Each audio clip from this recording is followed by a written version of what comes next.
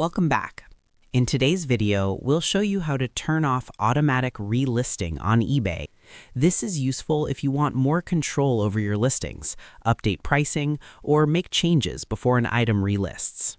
Let's get started. To begin, log into your eBay account using the correct credentials. Once you're logged in, go to My eBay, which is your main dashboard for managing all buying and selling activity. From the My eBay page, navigate to the Selling section. This will take you to your seller overview, where you can see your current sales activity and any important notifications. Next, click on the Listings tab and select Active.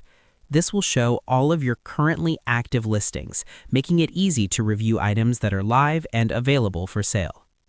Scroll through your active listings and select the item you want to modify. Once selected, locate the More Actions drop-down menu for that listing. From the menu, choose Remove Automatic Relist. Finally, make sure to save your changes. This step is important to ensure eBay does not automatically relist the item once it ends. That's it. You've successfully turned off automatic relisting for your eBay listing.